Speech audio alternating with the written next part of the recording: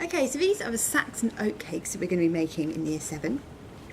So you need to get yourselves prepared. You need 125 grams of porridge oats. Okay, and into that we're going to put 3 spoonfuls of flour. These are tablespoons. Okay, and this is just going to help bind the oat cakes together. Okay, so you're going to have that, and then we're also going to add in some dried fruit. Here we've got some dried apricots. We've also got some dried apple rings. You could also add sultanas or currants if you wanted to as well. So to cut these up, we're going to be using the bridge method. So that is where you make a little bridge with your hand and you're going to be cutting in between. Okay, so we're going to be slicing them just into little strips to start with, because you don't want big chunks of apple. So you're going to dice one way, so you've got lots of little slices there. Hold it together, turn it the other way, then we're going to go across. So you've got small little chunks of apple there. Okay, put that in with your other dried fruit. Make sure you've broken it all up so that it's in little pieces if it's all stuck together a little bit. Okay, then in a saucepan you need to melt 125 grams of butter. Once that's melted, we're then going to add in 3 tablespoons of honey. So this is going to sweeten your cakes.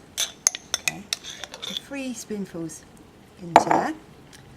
Obviously make sure you don't use a metal spoon in with your butter, because it will transfer the heat up the spoon and you could end up burning yourself.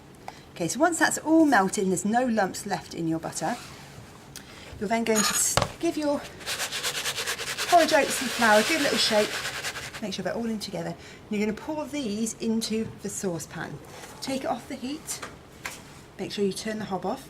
Then you're going to pour it in. You're not going to pour the butter into your bowl, because you can either melt the bowl and you'll have loads of butter left in your saucepan you won't get out. So if we do the oats into the saucepan, it will absorb all of the butter that's in there. So carefully pour that in. You're going to stir that to make sure it's all combined and all the same colour. Good stir. Make sure you get all the way around the edges. As you can see, I'm going all the way around the edges and then into the middle. That's what you need to do. All around the edges, then into the middle. Then you're going to add in your dried fruit. And again, give that a good stir to make sure that it's all really evenly dispersed among the mixture. Okay. Once you've done that, you can bring that back over to your area. And you need to have a muffin tray with 10 cases in it. Okay, we're going to spoon these in and we're going to push them down as we put them in. So we're going to take 1 big spoon and 1 teaspoon. As you see, the teaspoon fits perfectly in there. There's the perfect size to push the oats off there. Okay, so you're going to push them in and then push it down. Try and make them as even as possible so they cook all the same time.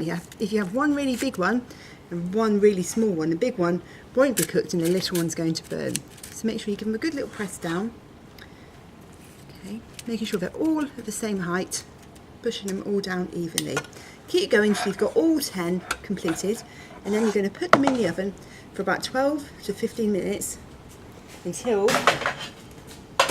they're all golden, and this is what you're looking for. Okay, really golden around the edges, but not burning. Okay, there you go.